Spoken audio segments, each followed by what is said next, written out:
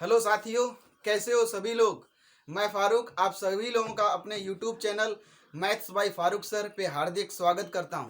साथियों, जैसा कि हम लोग नंबर सिस्टम और सर्ट्स एंड इंडाइसेस यानी कि करड़ी घातांक और नंबर सिस्टम संख्या पद्धति को पूरी तरीके से जो है ख़त्म कर चुके थे, और आज हम लोग बहुत ही ज़रूरी और बहुत ही महत्वपूर्ण टॉपिक स्टार्ट करने वाले हैं। वो टॉपिक है परसेंटेज। ठीक है भाई, प्रतिशतता। ठीक है भाई, तो आज हम जो नया टॉपिक शुरू करेंगे उस टॉपिक का नाम है परसेंटेज। यहाँ से भी क्वेश्चन जो है बहुत अच्छे अच्छे और बहुत ज़्यादा जो क्वेश्चन है यहाँ से पूछे जाते हैं। ठीक है भाई, तो बिना बिना हम किसी समय गवाए अपनी क्लास को शुरू करते हैं। देखो, क्लास शुरू करने से मैं आपको बता दूं, परसेंटेज में आपको जो है जो बेसिक बातें हैं वो दो बेसिक बातें जो आपको बहुत अच्छी तरीके से याद रखनी है। देखो, पहली बेसिक बात ये है कि आपको परसेंटेज से फ्रैक्शन में बदलना बहुत अच्छी तरीके से आना चाहिए। आना चाहिए का मतलब ये हुआ कि भाई आता नहीं हो, याद होना चाहिए कि भाई कितनी परसेंटेज का मान फ्रैक्शन में इतना होता है। ठीक है भाई, करते कैसे हैं, जो भी परसेंटेज हमारे सामने दिया होता है उसमें क्या करते हैं, अगर हम परसेंटेज से हमें फ्रैक्शन में चेंज करना है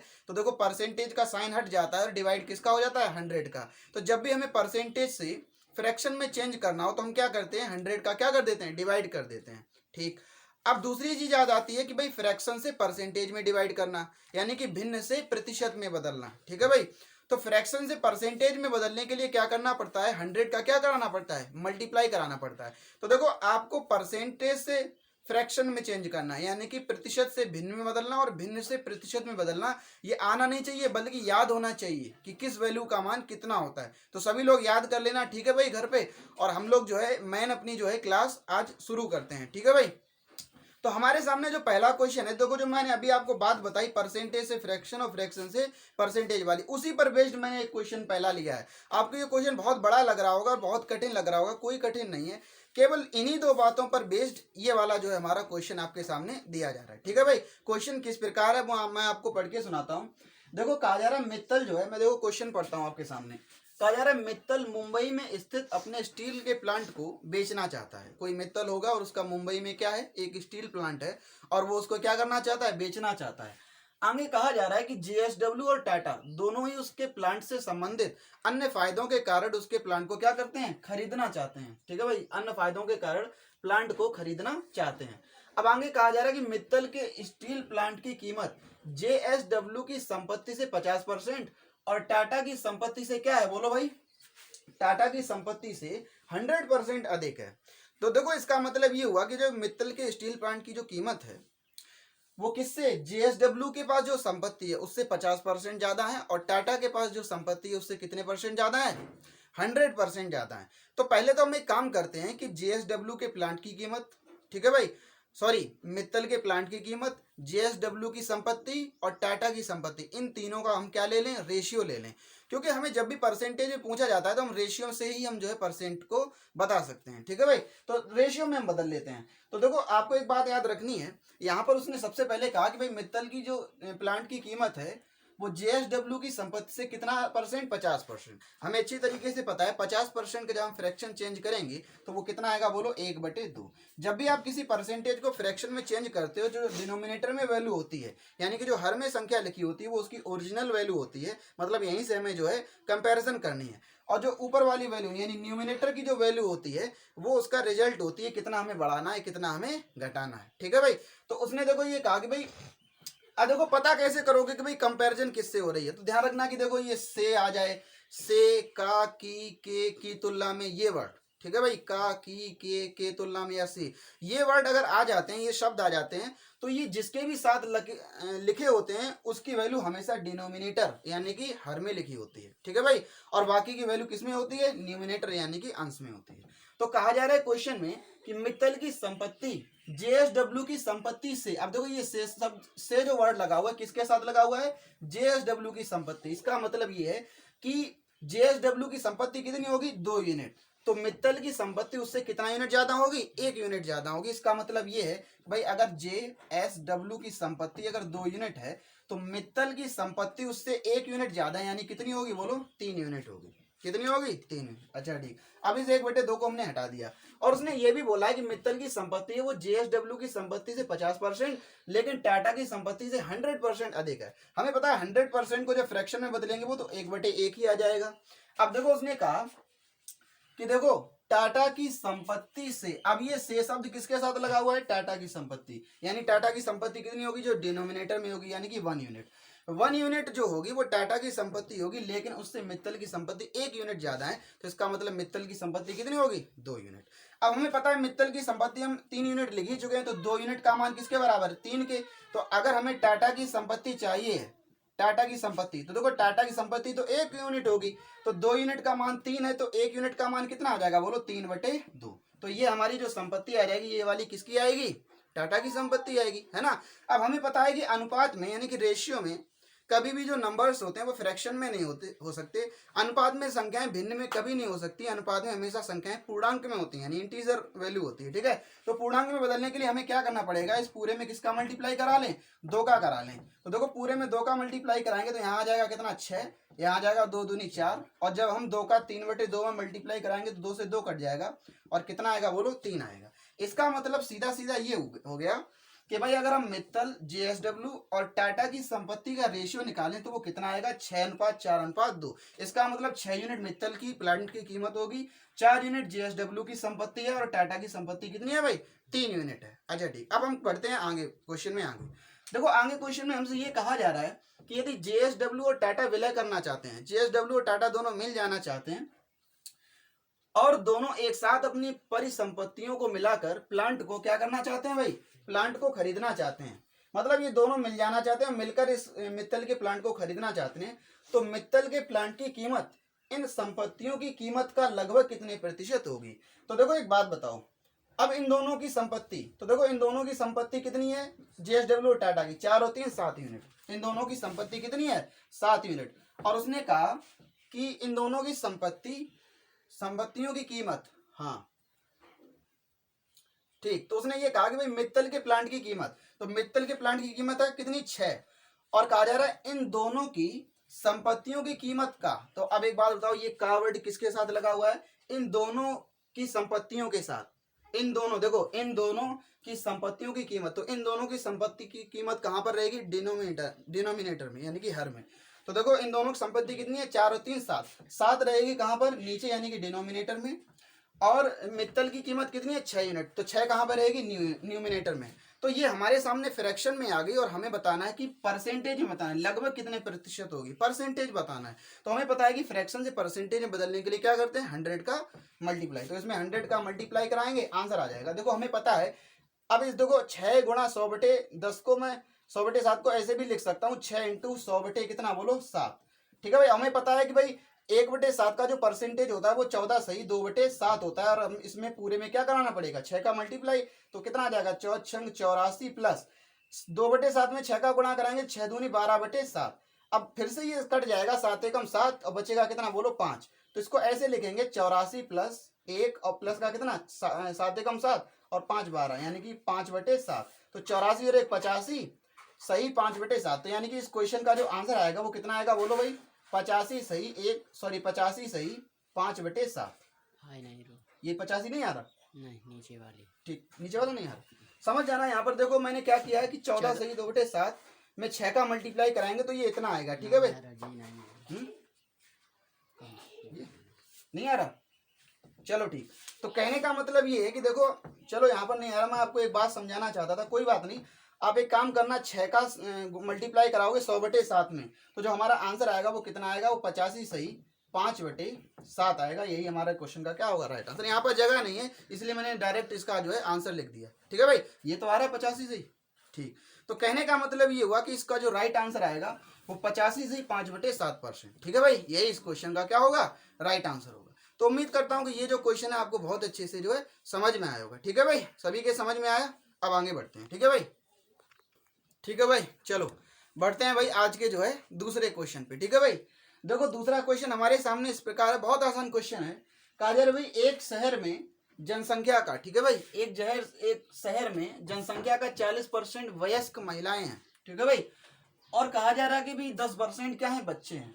यदि 70% वयस्क महिलाओं की आबादी और 50% वयस्क पुरुषों की जनसंख्या क्या है, विवाहित है, ठीक है भाई, शादीशुदा है। तो क्वेश्चन में पूछ है तो अविवाहित आबादी का प्रतिशत ज्ञात कीजिए, ठीक है भाई। अविवाहित मतलब जो है अनमैरिड टोटल पॉपुलेशन कितनी है उसका परसेंटेज जो है हमें बताना है, ठीक है भाई। देखो देखो इस टाइप के क्वेश्चन में क्या होता है कि जो टोटल पॉपुलेशन है यानी कि कुल जो आबादी है उसको हम अपनी मर्जी से कुछ भी मान लें, कुछ भी, ठीक है भाई, कुछ भी मान लें, हमारे आंसर पे जो है कोई भी इफेक्ट नहीं पड़ता है, कुछ भी मान लें, ठीक है। बस मानना हमें इस तरीके से है कि हमारी कैलकुलेशन आसान हो जाए, ठीक है भाई। तो हमने एक काम किया कि इसकी जो टोटल पॉपुलेशन है, कुल आबादी है, उसको हमने क्या मान लिया बोलो, 100 मान लिया। 100 हमने क्या माना बोलो, कुल आबादी, ठीक है भाई।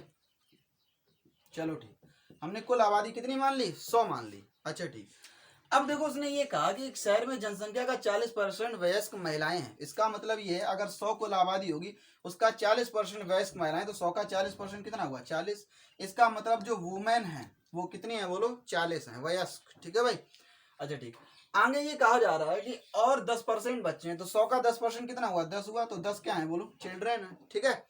अच्छा ठीक, अब कहा जा रहा है कि भाई अब देखो एक बात बताओ, कुल आबादी हमने 100 मानी है, तो उसका एक बात बताओ, 40% वयस्क महिलाएं हैं और 10% क्या है, बच्चे हैं, तो 40 और 10 कितना हो गया, 50%। इसका मतलब जो वयस्क पुरुष होंगे, मैन होंगे, वो कितने होंगे, 50% ही तो होंगे भाई। 40% महिलाएं, 10% बच्चे, टोटल कितना हुआ, 50%। तो बच्चा कितना, 50%, यानी कि जो मेल होंगे वो कितने होंगे, 50%। और 100 का 50% निकालेंगे वो कितना आएगा, 50 ही आएगा। इसका मतलब ये हुआ कि जो पुरुष होंगे वो कितने होंगे, 50 होंगे, ठीक है। अच्छा, अब आगे ये कहा कि भाई 70% वयस्क महिलाओं की आबादी और 50% वयस्क पुरुषों की आबादी क्या है, विवाहित है ना। इसका मतलब ये है कि जो टोटल महिलाएं हैं उनमें से 70% की शादी हुई है, और जो टोटल पुरुष हैं उनकी कितने परसेंट की शादी हुई है, 50% की ही शादी हुई है, ठीक है भाई। तो कहने का मतलब ये हुआ कि हमें जो है अविवाहित आबादी का परसेंटेज बताना है, ठीक है। तो अब एक बात बताओ, अगर 70% महिलाओं की शादी हुई है तो कितने परसेंट की शादी नहीं हुई होगी, 30% की, ठीक है भाई। कोई दिक्कत नहीं। तो देखो 40 का अगर हम 30% निकालें तो कितना आएगा, 4 तियां 12। इसका मतलब ये होगा कि भाई महिलाओं में कितनी महिलाओं की शादी नहीं हुई होगी, 12 महिलाओं की शादी जो है नहीं हुई होगी, ठीक है। अब देखो बच्चे हैं छोटे छोटे 10, अब बच्चों की तो किसी की शादी नहीं होगी, ठीक है। तो भाई अविवाहित बच्चे कितने होंगे, वो 10 ही होंगे। अब उसने कहा कि भाई 50% वयस्क पुरुषों की आबादी क्या है, विवाहित। तो 50% अगर शादी हुई है तो जाहिर सी बात है शादी कितने लोगों की नहीं हुई होगी, 50% की नहीं हुई होगी। तो 50 का अगर हम 50% निकालें यानी जस्ट आधे, यानी कितना आएगा बोलो, 25। यानी ये इतने लोग क्या होंगे, अविवाहित। 12 और 10 कितने हो जाएंगे, 22, और 22 और 25 जो होंगे वो कितने हो जाएंगे बोलो, 47%। देखो पैसे तो 47 ही होंगे लोग अविवाहित, अविवाहित लोग कितने होंगे, 47।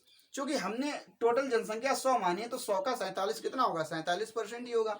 और हमें क्वेश्चन में यही बताना था कि भाई टोटल पॉपुलेशन कितनी है जो अनमैरिड है, तो टोटल अनमैरिड जो है कितने परसेंट पॉपुलेशन है, 47%, 47%।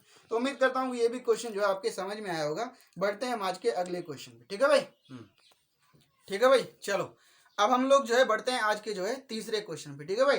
देखो तीसरा क्वेश्चन हमारे सामने इस प्रकार है, कहा जा रहा है भाई एक सर्वेक्षण में राजस्थान में एक शहर की आबादी कितनी है, 3,10,475, ठीक है भाई।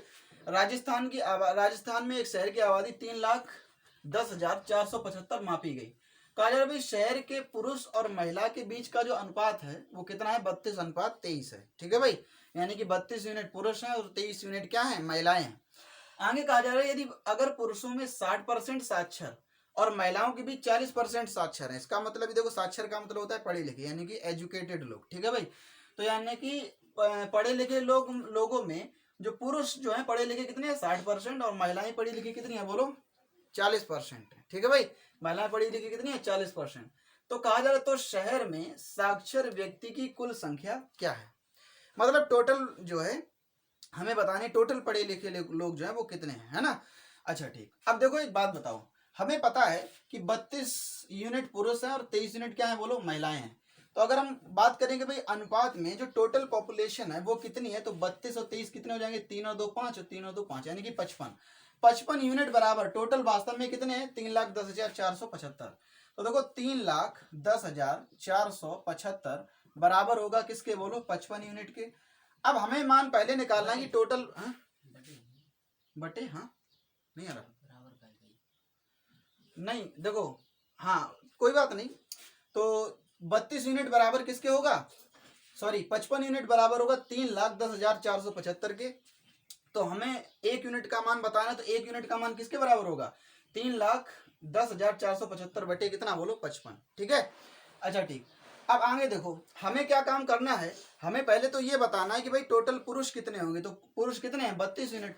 तो अगर हम 1 यूनिट का मान इतना है तो 32 यूनिट का मान निकालेंगे तो ये क्या निकल के आएंगे? पुरुषों की टोटल संख्या। ठीक है भाई, तो इसका मतलब अगर हम इतने पोर्शन को सॉल्व कर लें और आंसर निकाल लें तो वही हमारे सामने होगी पुरुषों की कुल संख्या। ठीक है, अब हमें टोटल पुरुषों की कुल संख्या नहीं बतानी, हमें साक्षर पुरुष लेने हैं। तो देखो साक्षर पुरुष आखिर हैं कितने बोलो? 60%। ठीक है भाई, पुरुषों का कितना परसेंट साक्षर है? 60%। तो मल्टीप्लाई करेंगे किसका? 60%, और 60% निकालेंगे तो 60/100। तो कहने का मतलब अगर हम इतने पार्ट को सॉल्व कर ले तो हमें साक्षर पुरुषों की संख्या निकल के आ जाएगी। ठीक, प्लस अब हमें साक्षर महिलाएं भी तो बतानी है। तो देखो महिलाएं निकालेंगे तो वही तरीका, टोटल पॉपुलेशन 32 और 23 55, 55 यूनिट बराबर है 3,10,475 के। तो 1 यूनिट बराबर होगा 3,10,475 बटे कितना बोलो 55। और इंटू हमें बताना है महिलाओं की संख्या। तो पहले टोटल महिलाओं की संख्या कितनी है? 23 यूनिट। तो 23 का मल्टीप्लाई कराएंगे तो हमें महिलाओं की कुल संख्या निकल के हमारे सामने आएगी। लेकिन हमें साक्षर महिलाएं चाहिए, तो साक्षर महिलाएं हैं कितनी बोलो? 40%। तो यानी इसका भी हमें कितना बताना है बोलो? 40% अपॉन कितना बोलो? 100। 40 है ना? ठीक। तो अब देखो आपको लग रहा होगा ये क्वेश्चन बहुत कैलकुलेटिव है, कुछ भी कैलकुलेटिव नहीं है। अब थोड़ा सा यहाँ पर जो है सॉल्व करने का जो है तरीका होना चाहिए। अभी देखो हम इसको कैंसिल आउट करेंगे तो ये कट जाएगा। जैसे अगर हम इसको 11 से काटें तो देखो 11 पचे 55, और 11 से इसको काटेंगे तो कितना आ जाएगा? देखो 11 दूनी 22, बचा कितना? 9। हो गए कितने बोलो? 90। 11 8 88, बचे कितने? 2। हो गए कितने? 24। 11 दूनी 22, बचे 2, हो गए कितने बोलो? 27। फिर 11 दूनी 22 और 11 पचे 55। ठीक है, 28,255। ठीक है भाई, अच्छा ठीक। अब फिर से इसको 5 से कैंसिल आउट करते हैं तो आ जाएगा कितना बोलो? 5, सॉरी कितना आएगा बोलो? 5 पंजे 25, बचा 3, हो गए 32। 5 छक्का 30, बचे कितने? 2। फिर से हो गए कितने? 22। 5 चौको 20, बचे 2, फिर 5 बचे 25, 56 45। ठीक है भाई, तो यानी कि 55 से ये पूरा कट रहा है कितनी बार? 56 45 बार। तो ये भी तो कटेगा कितनी बार बोलो? 56 45 बार। कटेगा कि नहीं कटेगा बोलो? अच्छा ठीक। अब जरा ध्यान देना यहाँ पर, एक काम करते हैं कि 0 से ये 0 कैंसिल आउट कर लेते हैं, और 5 से एक बार ये और कट जाएगा तो 5 से इसको कैंसिल आउट कर लेते हैं। देखो 5 एकम 5 और 5 एकम 5, बचा कितना बोलो? 1। हो गए 14। कितने हो गए? 5 दूनी 10, बचे 4, हो गए 45। 5 9 45, 11 29 आया, और 5 दूनी कितना बोलो? 10। 2 बार कटेगा। और उसी प्रकार यहाँ भी कितना आएगा बोलो? 11 29 आएगा, और यहाँ पर कितनी बार कटेगा बोलो? ये 2 बार कटेगा, और 1 0 से ये कटी कैंसिल आउट ही हो चुका होगा। ठीक है भाई, 1 0 से ये 0 काट लेंगे, और यहाँ बचेगा 10, तो 5 दूनी 10, 2 बार कटा। अच्छा ठीक। अब जरा ध्यान देना, यहाँ पर केवल 11 29 बचा है, और यहाँ पर 32 बचा है, और यहाँ पर कितना बचा है बोलो? 6। 2 से और कैंसिल आउट कर लेते हैं तो कितना आ जाएगा बोलो? 3। और यहाँ पर आएगा कितना? 32 3 96। तो देखो आएगा 1129 गुणा कितना बोलो? 96। और यहाँ पर कितना आएगा बोलो? 2 से इसको कैंसिल आउट करेंगे तो ये आ जाएगा कितना? 2 दूनी 4 और 23 दूनी 46। यहाँ पर आएगा 1129 गुणा कितना बोलो? 46। दोनों जगह से क्या काम करेंगे? 1129 को कॉमन लेंगे तो यहाँ पर बचेगा 32 3 96। ठीक है भाई, और प्लस यहाँ पर कितना बचेगा बोलो? ये आएगा 23 दूनी 46। ठीक है भाई, तो अब जब देखो जब इसको सॉल्व करेंगे तो देखो 6 और 6 12, 9 4 13, और ये कितना बोलो? 14। 142 इंटू कितना बोलो? 1129। ठीक है भाई, तो ध्यान रखना 1129 का जब हम 142 में मल्टीप्लाई करा रहे होंगे तो जो हमारा आंसर आ रहा होगा 160 318।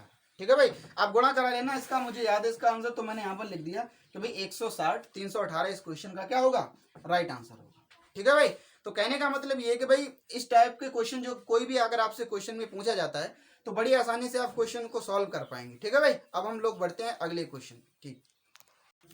ठीक है भाई, चलो बढ़ते हैं जो है हम आज के जो है अगले क्वेश्चन पे। ठीक है भाई, देखो अगला क्वेश्चन हमारे सामने इस प्रकार है, कहा जा रहा है भाई एक शहर में पुरुष जनसंख्या का 35% और महिला जनसंख्या के कितने 50% क्या है? बच्चे हैं। देखो इसका सीधा सीधा मतलब ये है कि भाई पुरुष जितने भी रहे होंगे उसका कितना 35%, अगर हम 35% निकालें तो वो बच्चे आएंगे। कौन से? पुरुष बच्चे ही आएंगे। ठीक है भाई, इसका मतलब ये है कि भाई पुरुष की संख्या जो भी रही होगी उसका 35% क्या होंगे? पुरुष बच्चे होंगे, यानी कि मेल चिल्ड्रन होंगे। ठीक है भाई, और महिला जनसंख्या कितने? 50%। इसका मतलब महिलाएं जितनी भी रही होंगी उसका 50% फीमेल चिल्ड्रन होंगे। ठीक है भाई, महिला बच्चे होंगे। अच्छा ठीक, तो हम एक काम करते हैं। अब देखो उसने आगे ये भी कहा है कि महिला बच्चों की संख्या पुरुष बच्चों की संख्या का कितना है बोलो? 80% है। ठीक है भाई, तो अब एक बात बताओ, हम एक काम करते हैं कि मान लेते हैं टोटल मेल जो है वो m है, और टोटल फीमेल जो है मान लेते हैं कितनी है बोलो? f है। ठीक, तो अब उसने कहा कि भाई एक शहर में पुरुष जनसंख्या का 35%, तो इसका अगर हम 35% निकालें, ठीक है भाई, वही क्या होंगे बोलो, पुरुष बच्चे होंगे। और उसने कहा कि भाई महिला जनसंख्या के कितने 50%, तो यानी कि फीमेल के कितने बोलो 50%। अगर हम इसका 50% निकालें तो ये क्या होंगे बोलो, क्या होंगे 50% क्या होंगे, महिला बच्चे होंगे। अब देखो उसने ये कहा, अभी देखो अभी इन दोनों में कोई रिलेशन नहीं है। अब उसने ये कहा कि भाई महिला बच्चों की संख्या पुरुष बच्चों की संख्या का कितना 80%, यानी कि ये पुरुष बच्चों की संख्या है, ये जो महिला बच्चों की संख्या है ये बराबर है किसके, पुरुष बच्चों की संख्या का कितना 80%। तो इसका हमें 80% निकालना है, तो कितना निकालेंगे 80% का मतलब कितना 80/100। ठीक है भाई, अब हम इतने पार्ट को सॉल्व कर लेंगे और हम रेशियो ले लेंगे यहाँ पर किसका, मेल और फीमेल का। तो इस क्वेश्चन को सॉल्व में करने के लिए मैं यहाँ पर वैल्यू पर जो मैंने लिखी है इसको डायरेक्ट फ्रैक्शन में लिखकर भी जल्दी कर सकता था, लेकिन वो मैंने नहीं किया क्योंकि मुझे इसको जो है पूरा डिटेल में समझाना है। तो अब देखो एक काम करते हैं, इसको सॉल्व कर लेते हैं। 0 से 0 कटेगा, 2 चौको 8, 2 पंचे 10। ठीक है भाई, 5 से काटो, 5 7 35 और ये आ जाएगा कितना बोलो 20 बार, और 20 500 ये पूरा कट जाएगा। ठीक है भाई, और ये 2 से कटेगा 2 दूनी 4, और 2 से कटेगा ये कितनी बार 25 बार, तो ये आएगा कितना 7 दूनी 14, यानी कि m इंटू 14 बराबर f इंटू कितना बोलो 25। तो अगर हम यहाँ से मेल की संख्या निकाले तो वो 25 यूनिट होगी, और फीमेल की संख्या निकालें तो वो कितनी होगी बोलो 14 यूनिट। इसका मतलब अगर हम इस शहर में मेल और फीमेल का रेशियो लें तो वो कितना आएगा 25 अनुपात कितना बोलो 14 आएगा। इसका मतलब जरा ध्यान देना, मैंने m क्या माना था, जो शहर है उसमें टोटल मेल कितने हैं, और f मैंने क्या माना था, जो शहर है उसमें टोटल फीमेल्स कितनी है। तो इनका रेशियो कितना है 25 अनुपात 14, रेशियो में मैंने वैल्यू ले ली। अच्छा ठीक, अब देखते हैं भाई क्वेश्चन में हमसे पूछा क्या जा रहा है। तो क्वेश्चन में पूछा जा रहा है केवल वयस्कों को मतदान का अधिकार है, यानी कि केवल जो है एडल्ट्स जो हैं वही केवल जो क्या कर सकते हैं, वोट दे सकते हैं। तो हमसे पूछा जा रहा है मतदाताओं की संख्या शहर की कुल जनसंख्या का कितना प्रतिशत है। तो हम पहले निकाल लेते हैं कि आगे टोटल एडल्ट्स हैं वो कितने हैं। देखो हमें पता है कि टोटल मेल हैं वो कितने 25 हैं यूनिट। अब देखो यहाँ पर हम केवल रेशियो में ही वैल्यू लेंगे तो भी हमारा आंसर आ जाएगा। टोटल मेल कितने हैं 25, लेकिन इसमें सारे 25 के 25 क्या हैं वोट नहीं दे सकते, क्योंकि इन 25 में बच्चे भी शामिल हैं, मेल चिल्ड्रन भी शामिल हैं। अच्छा अब जरा ध्यान देना, 35% क्या है पुरुष जनसंख्या की, 35% क्या है बच्चे हैं। अगर 35% बच्चे हैं तो बड़े कितने होंगे 65%। इसका मतलब 25 का कितना बोलो 65% अपॉन 100, ये सब लोग क्या होंगे एडल्ट लोग होंगे। ठीक, अब बात करते हैं फीमेल। फीमेल टोटल कितनी है 14 है, 14 में क्या है 50% क्या है बच्चे, जिसका मतलब 50% क्या होंगे बड़े होंगे। तो 14 का 50% निकालेंगे यानी कितना 1/2। ये जो हमारी ऊपर संख्या आएगी वो क्या आएगी टोटल एडल्ट, यानी कि टोटल जो है वयस्क के कितने जो है लोग हैं। अब ये संख्या पूछी जा रही है शहर की कुल जनसंख्या कितनी है 25 और 14 कितनी बोलो 39। कुल संख्या का कितना प्रतिशत है, देखो कुल संख्या का, ये का वर्ड जो लगा हुआ है वो कुल संख्या के साथ लगा हुआ, इसका मतलब कुल संख्या कहाँ रहेगी डिनोमिनेटर में नीचे, और जो वैल्यू हमें लेनी है रिजल्ट वैल्यू वो रहेगी ऊपर। ठीक, अब इसको सॉल्व कर लेते हैं। देखो ये 25 से कटेगा 25 चौगु 100, और 4 से कटेगा, देखो 4 एकम 4 बच्चे 2 हो गए 25, 4 छंग 24 और पॉइंट कितना बोलो 25 16.25, और इसको काटेंगे तो ये 7 बार कटेगा। देखो 16.25 और 7 इन दोनों को जोड़ेंगे तो 16 और 7 23, तो इस ऊपर जो आंसर आएगा वो कितना 23.25 और बटे कितना बोलो 39। ध्यान रखना ये जो वैल्यू आएगी ये फ्रैक्शन में आएगी, और हमें परसेंटेज बताना तो क्या करना पड़ेगा 100 का मल्टीप्लाई। अब देखो ये पॉइंट हटेगा, नीचे 2 जीरो बढ़ेंगे, उससे ये 100 क्या हो जाएगा कैंसिल आउट हो जाएगा। और इसको हम सॉल्व करेंगे 3 एकम 3 3 3 का 9, 3 से काटते हैं पहले, तो ये 3 से काटेंगे कितना आ जाएगा 3 से 21 बचे 2 हो गए 22, फिर 3 से 21 बचा 1 हो गए 15, 3 बचे 15। 13 से इसको काटेंगे तो कितना आएगा बोलो 13 से 78, ये क्या निकल जाएगा बोलो ज्यादा निकल जाएगा, 13 बचे कितना बोलो 65। ठीक है भाई, तो 65, तो यहाँ पर कितना बचा 12 हो गए कितने बोलो 125, तो 13 नेमा कितना 117।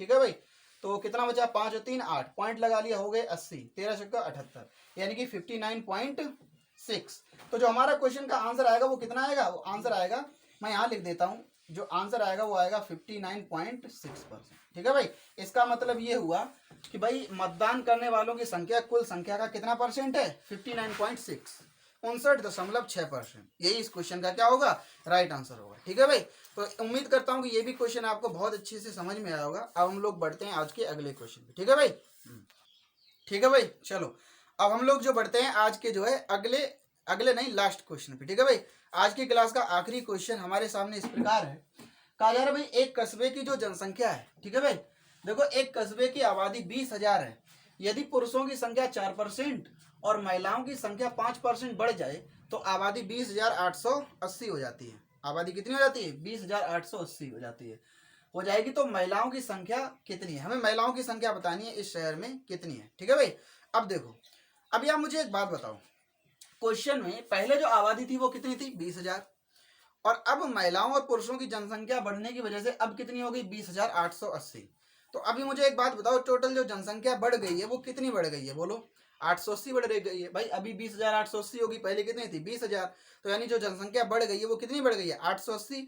अब ये जो 880 जनसंख्या बढ़ी है वो इसीलिए तो बढ़ी है क्योंकि पुरुष और महिलाएं दोनों क्या हो गई हैं? बढ़ गई हैं। बड़ा हुआ जो बड़ी हुई जनसंख्या है वही तो है ये 880। तो हम एक काम करेंगे, हमसे क्वेश्चन में क्या पहुंचा रहा है? महिलाओं की संख्या कितनी है, तो मान लेते हैं महिलाओं की संख्या कितनी है? बोलो x। तो देखो x जो है, महिलाओं की संख्या बड़ी कितनी थी? बोलो। महिलाओं की संख्या 5% बढ़ी थी, तो x का अगर हम 5% निकालें प्लस, अब देखो हम बड़े हुए पार्ट को बराबर 880 के रख देंगे, आंसर आ जाएगा। तो देखो यहां पर जरा देखो